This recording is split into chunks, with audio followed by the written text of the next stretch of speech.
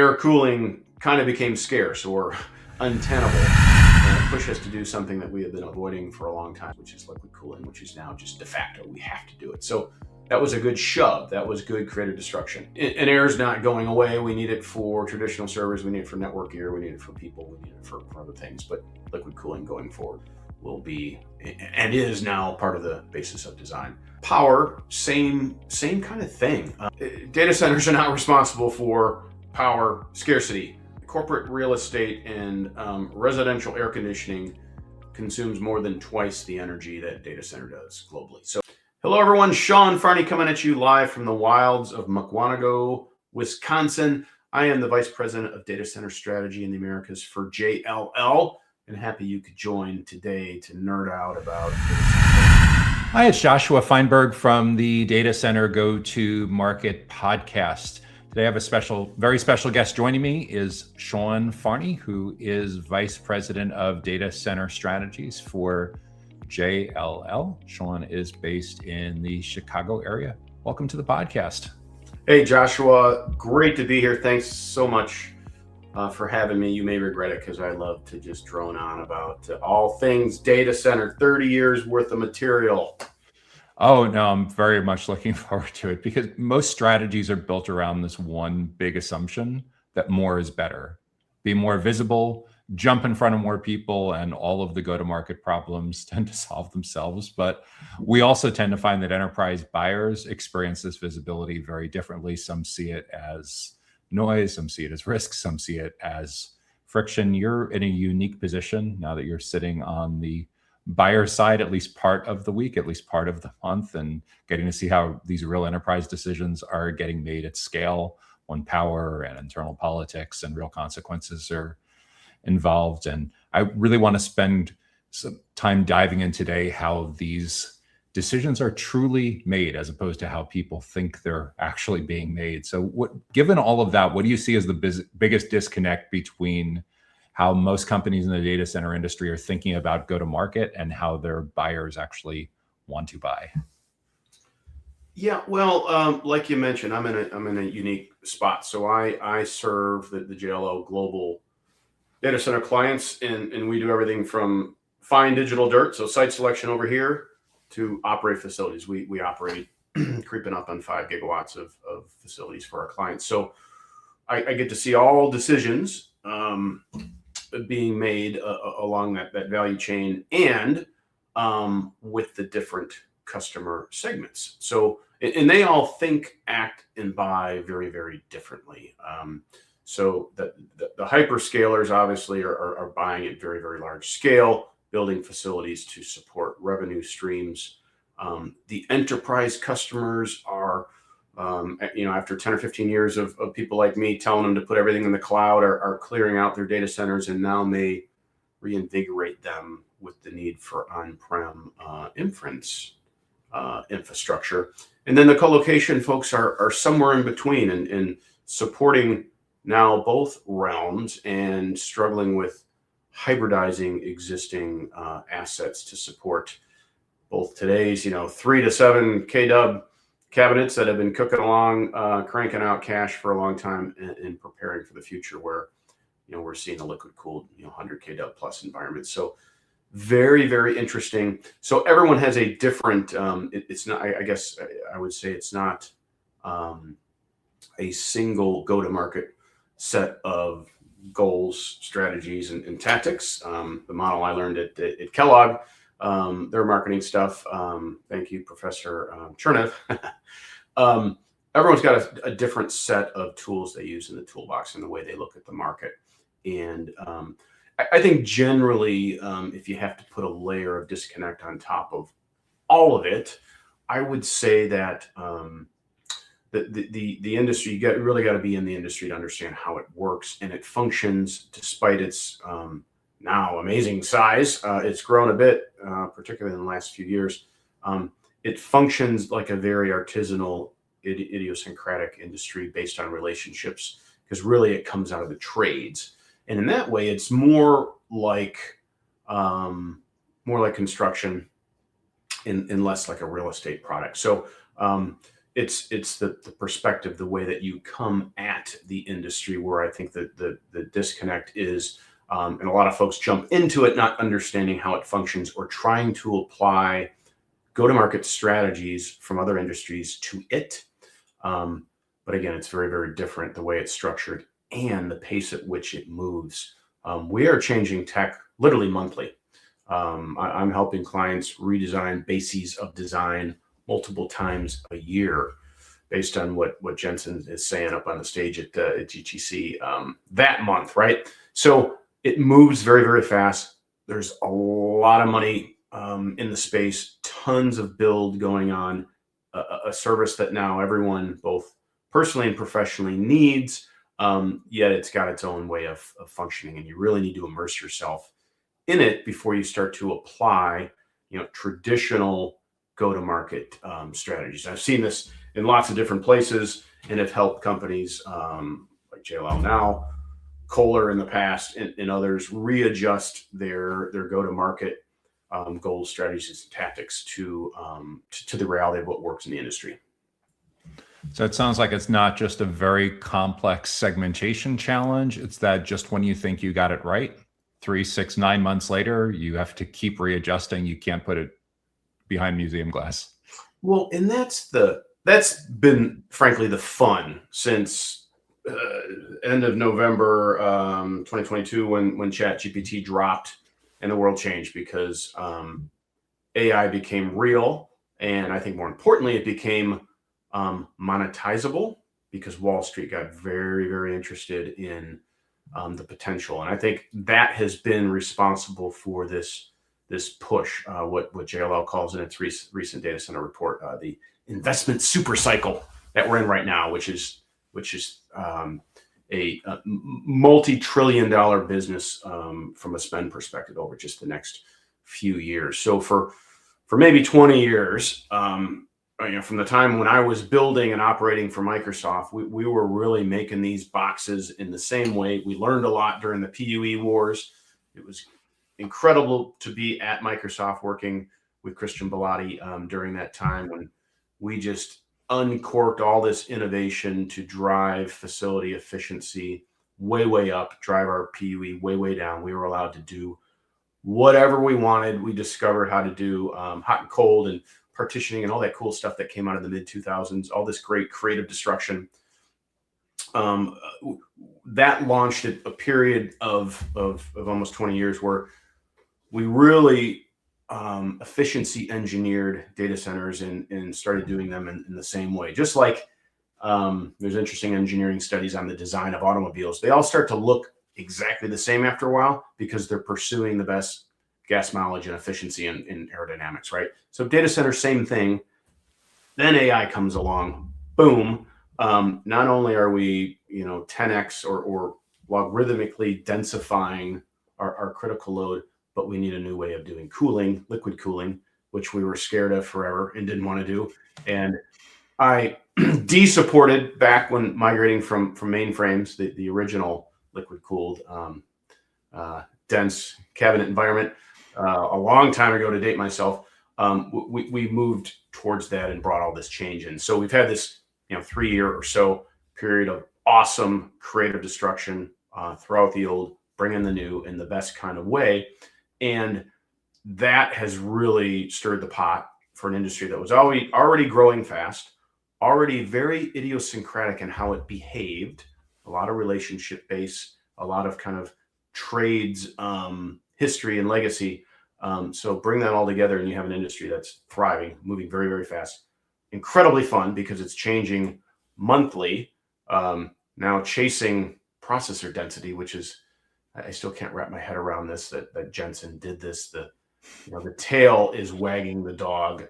Clearly today, we've in the data center industry not followed anyone to this degree, any part of the tech value chain. We've designed our own, and suddenly now we're chasing processor densities and basing data center rev bases of design for facilities coming online based on processor roadmaps. It's really incredible. So sorry, that was a lot to synthesize, but a lot going on. It's a very different industry.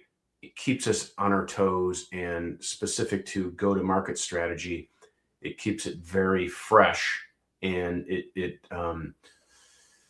really pushes us to be innovative in how we're approaching and addressing both the tech space and how the business works. One of the challenges I consistently hear about when I speak with CEOs and sales leaders and marketing leaders is their teams struggling to get access to what they believe is the decision maker. But what we also see is there's a lot more risk aversion. And even if you manage to get to what they perceive to be the decision maker, they're almost certainly going to send it back to the decision committee. Who are the different stakeholders that you tend to see showing up in these conversations more recently? And who do vendors seem to keep missing in terms of their impact in the ultimate path that a company chooses? Another very idiosyncratic part of this industry. So you've got the kind of the inner circle OG, the folks like me that have been doing this for a long time, and have seen this stuff grow. You got those folks at all of the hyperscalers. They're still deeply embedded in design and build and operate in other parts of the organization, who are immensely influential. In fact, as part of go-to-market, I talk and execute around the influencer segment of this industry, because it's real. And there's a handful of these men and women out there who have been doing it, who are listened to in the broader industry, and also amongst peers and even competing companies. So there's that ring. So you have to orient your go-to-market towards them, for sure. And those are generally relationship connections. But those people no longer run the entire program and make all the decisions. There is a purchasing group involved now, as well as risk. We saw a surge of kind of input into the buying decision from risk and purchasing due to and during COVID. We had a lot of programs that were single sourced with certain long lead time items, because that's the way they've been doing it for 20 years, and they like the gear, and their teams are all trained to the gear, and they have all the spares and the O&Ms and the practices, and the rounds and readings are based on a particular vendor and a source. During COVID, risk injected its ugly head into the decision and said, gee, we're having a hard time getting parts and pieces. We need to diversify our supply chain. That gives us the ability to bid against each other, but also gives us backup and resilience across pieces and parts, albeit increasing operational complexity, which critical environments teams, they don't like. That introduces change, and change grows the probability for downtime, and that's a bad thing. But this was a good thing overall for the industry to introduce more vendors and decision makers. And that's here to stay. So there's the influencers, there's the purchasing, and even risk folks. Sometimes they're together, sometimes they're separate. And then there's just the kind of the broader, more shotgun approach to addressing audiences and segments. Again, that's a Kellogg term, shotgun marketing. The broad versus the narrow. So it's really multivariate how you approach getting to the right folks. And there's all kinds of different strategies with their consequent tactics, which is this is part of an intense planning process, whether you're launching a product or a company, or just refreshing what you're doing for the year, to sit down and whiteboard and map out your customer segment, how they buy, who their buyers are, to the question, and how you address each of those segments, the influencers, the decision maker, the hard technical decision maker, as well as risk, purchasing, and then the general market to kind of get mind share and knowledge leadership. So it's a complex bunch of different levers to pull and buttons to push to cover all of them, and really effectively getting to the decision maker is a very difficult thing. Everyone is selling to the hypers who are spending more than $400 billion a year now. building new, and you got to jump over a lot of hurdles to get from RFI to RFP to eventual presentation and close. So it's very complicated and complex. And the successful companies have figured out this kind of multivariate approach, based on who you're going after in getting to all of them. The Data Center Go-to-Market podcast is sponsored by DCSMI, elevating the role of sales, marketing, and go-to-market GTM professionals in the growth of the data center industry. To stay informed about upcoming episodes, make sure that you subscribe to the Data Center Sales and Marketing newsletter on the DCSMI website that can be found at www.dcsmi.com. Again, that URL is www.dcsmi.com.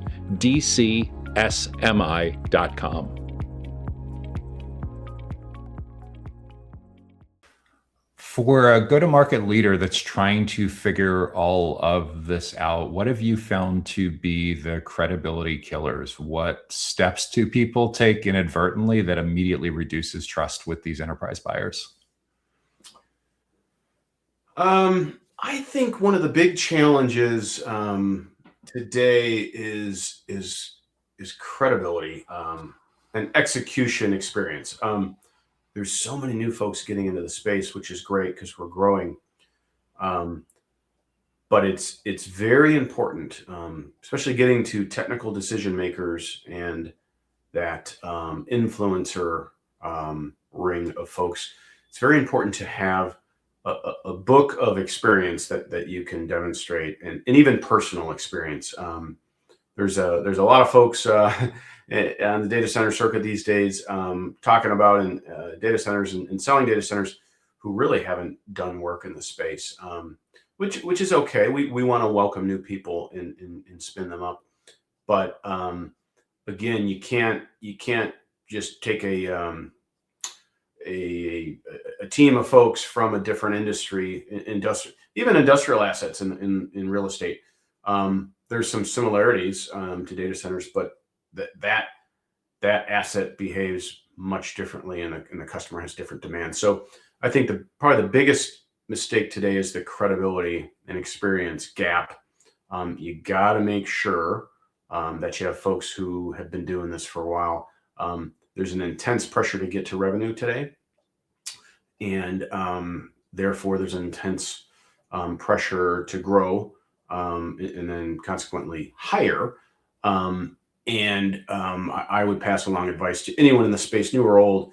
Make sure you get credible folks who have been there, done that, and have all the industry connections for all the benefits that are obvious, but also to be able to tap into their personal network to talk about technical challenges, new and old.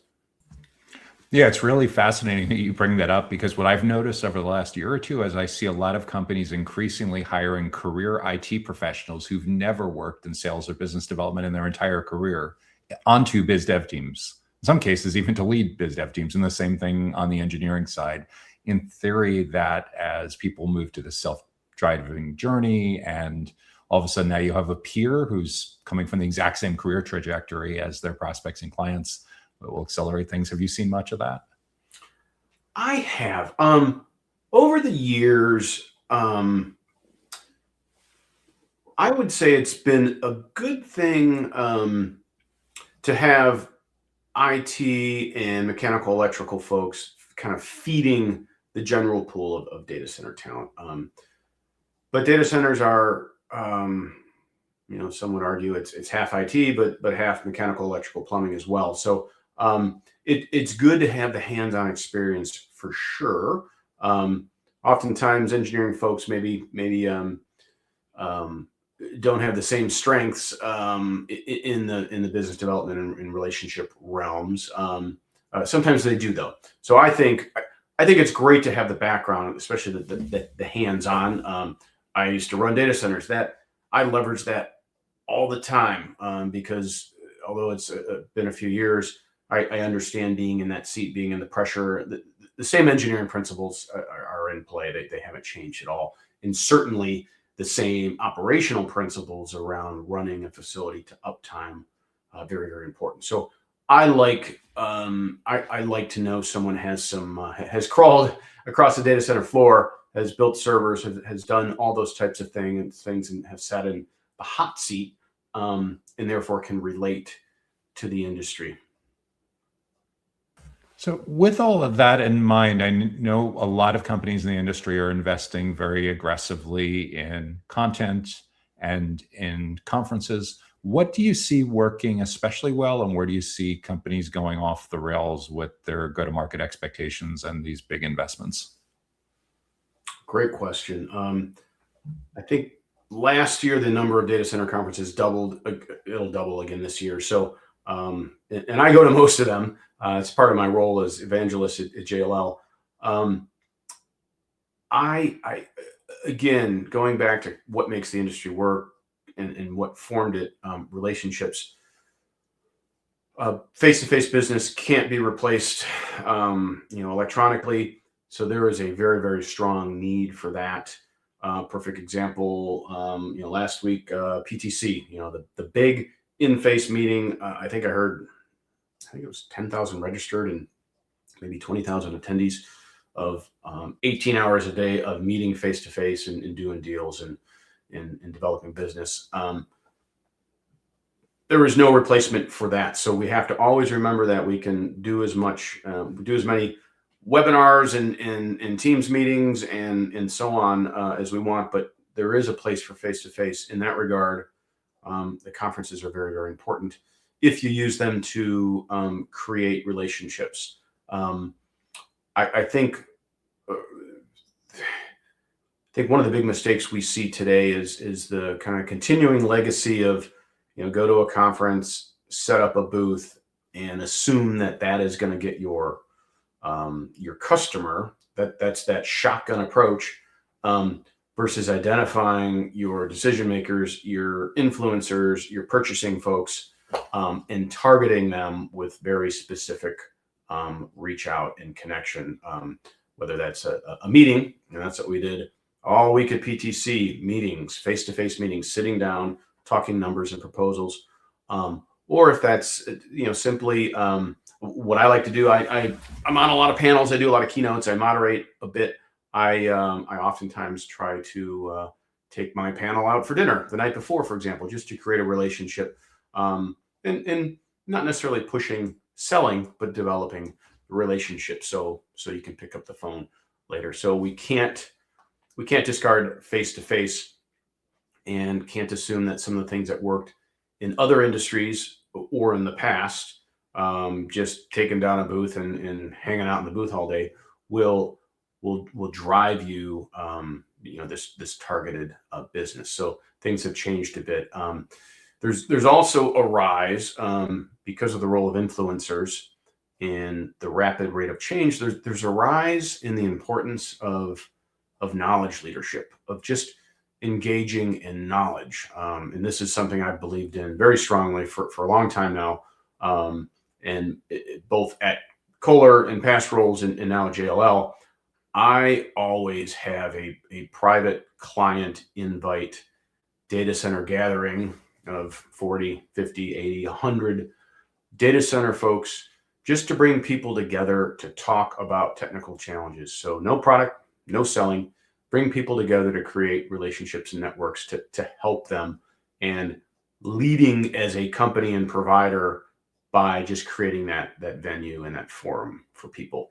That goes a very, very long way. It's kind of old-fashioned but I found that in this industry and its culture, that works immensely. And we need it because of the aforementioned rate of change and all the stuff going on.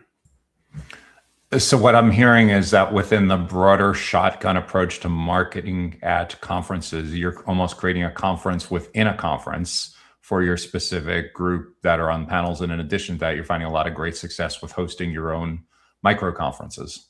Yeah. So again, create a matrix. I was just talking to my marketing folks yesterday about this. Create the matrix of who your customer segments are. Let's say hyperscale, colocation, enterprise, and investors.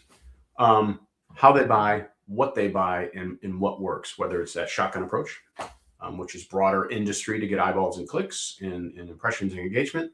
But then there's also the rifle or targeted approach for specific segments and customers to go at specific people. So it gets, if you think of it as a matrix, a lot of rows, a lot of different cells that define how you go after each of these customers, and then a level down, the actual buyer, decision maker, influencers. So we talked before about the speed at which the industry is growing, but that's also creating a lot of scarcity around power, utility grid, as well as chips coming out of NVIDIA. How do you think that scarcity changes the approach to go to market? I think overall, scarcity is good for the industry. It pushes us. It generates this creative destruction where we have to be innovative to move ahead, because we're not, as a society, as a culture, we're not slowing down the rate of information that we create. The CAGR for new data creation is 24%. So every 4 years, we double the amount of data on the earth. That's not slowing down because of our kids and grandkids and what they do with devices and all the things now we do that require bits and bytes and places to store them. That's data centers. So that's not slowing down at all. So we can't change that. And on top of that, to supply that demand, the hyperscalers, these publicly held companies publish their build schedules and their critical load delivery over time. So that's not slowing down. So we can't make it go away. Scarcity is okay because it drives us harder. It forces us to be innovative. And it really pushes us out of our comfort zone.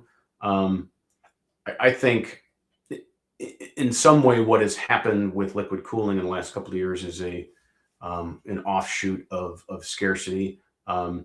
Air cooling kind of became scarce or untenable, and it pushed us to do something that we have been avoiding for a long time, which is liquid cooling, which is now just de facto. We have to do it. So that was a good shove. That was good creative destruction. And air is not going away. We need it for traditional servers. We need it for network gear. We need it for people. We need it for other things. But liquid cooling going forward will be and is now part of the basis of design. Power, same kind of thing. Data centers are not responsible for power scarcity. Corporate real estate and residential air conditioning consumes more than twice the energy that data center does globally. So there are other things to look at if we want to point fingers around why power is scarce and/or electrical bills are going up for folks. The data center explosion, because we consume power in large bytes, just revealed that the grid had really not developed and innovated for a long time. And if you study the origins of the grid, which I recommend everyone in this space doing, it's fascinating. It's a book called The Grid by an author named Gretchen something. You can find it on Amazon. It's really, really good. The Grid explains the history and layout of the grid. And really, after you read it, you know why we're behind, because we haven't been investing. So data centers and buying in large chunks of power that aren't as easy to find anymore kind of exposed that the grid was behind. And now we're not waiting. We're investing billions of dollars to research ways to do power in a different way, which is bring your own power or use different sources of fuel, whether that's HVO, burning green fuel in generators to reduce particulate emissions, or creating electrons from natural gas, which is taking over is the new way to deliver projects. Look at Stargate down in Abilene as a perfect example, and many, many, many others. That power constraint or scarcity forced us to be innovative and look at different ways of doing things. And I think more importantly, we don't talk about this enough. It took away the power that the utilities have over data centers, and the hyperscalers grab that power back. So now there's sovereignty, because when you can bring your own power, you can go anywhere, and that has started. And even companies like Oklo, I love what they're doing. they are really far out there, past the bleeding edge on new tech. They're doing nuclear, which we all know is the greenest, most reliable, most scalable form of power out there. There's some regulatory burden. There's some challenges around getting fuel. Companies like Oklo are working on this and seeking new alternatives. So I look at scarcity as a motivating force, and around long lead time capital items, generators, transformers, switchgear, all that type of thing. Same thing. We saw constraints during COVID. I already mentioned that we went to multi-sourcing, and this has fueled innovation and new companies coming into the space to build all pieces and parts of the power delivery value chain. So scarcity, good thing. And I think we need to, getting back to your question, finally, sorry, vis-a-vis go-to-market, we need to demonstrate how scrappy or agile the data center industry has been adjusting to this constraint. We haven't caused the scarcity in getting electrons in large amounts. That is a legacy of how the grid was built in the utilities. We've answered to that by creating new, greener forms of power. We need to really repackage that up and have a more positive or encouraging outlook. We're not so good at that yet in the industry because we're all grizzled operators who are used to preparing for the worst things to happen. So I could go on for a lot more on that one. Great question though, and I think you will see a change in how we approach the marketing and go to market.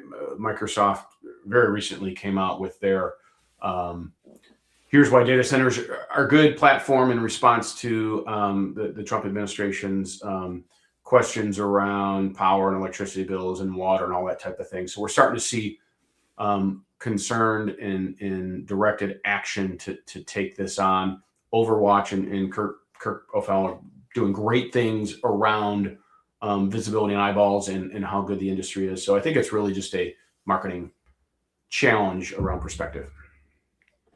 And speaking of perspective and education, the final big area I wanted to ask you about today is trust signals. What causes buyers, especially mid-market enterprise buyers, to feel like they can trust? What leads to early signals that you're on the right track with creating an environment where you're educating and building trust? I think it's not so specific to data center customers, but becoming that trusted advisor. And I think, I've been saying recently that for perhaps the first time for enterprise customers, capacity planning has become a very strategic item on the CIO's agenda, perhaps number one, because in the U.S., colocation vacancy is a little over 2%. Let's call it 2.3 to 2.6%. About 3/4 of the 8 or so gigawatts that's under construction in the U.S. is already pre-leased. Rents are going up. So the enterprise and the CIO have to now do very strategic planning for capacity. And if they don't, their company may go out of business because they won't have the data center storage and compute to create new products and sell existing ones, especially with AI inferencing coming. So the enterprise, there's maybe the most risk there's been in the enterprise for engaging with digital infrastructure. And what we as an industry need to do is, and Microsoft and Google and Amazon have been really good at this starting 10 years ago with moving assets to the cloud. Create a very open shared environment, share some risk with the CIO and help them with a long-term perspective to understand where technology is going and how the business is fueled by it, and point out where there's risk and technical remediation needed. That hasn't changed for a while. And I think as an industry, we're pretty good at doing that. We've just become more and more important in the overall company value chain over time, and that's only going to increase. could give one parting piece of advice for go-to-market leaders thinking ahead in the next 90 days, what should they change now that will set them up to be way more successful in what they're trying to accomplish in the data center industry? Yeah, I would circle back to knowledge leadership. There's immense pressure with all the spend to sell. I think the industry appreciates folks that are very driven to share knowledge and create solutions and collaborate to go forward. No one can do this stuff alone. And share knowledge to create these solutions. I think along the way, you will create the relationship and it will lead to business development and sales naturally and organically versus flipping that around, trying to sell first and establish knowledge leadership later. So I've built an entire go-to-market, very successful go-to-market plans, a few different places with kind of that overall perspective, and find that it works pretty well in our industry.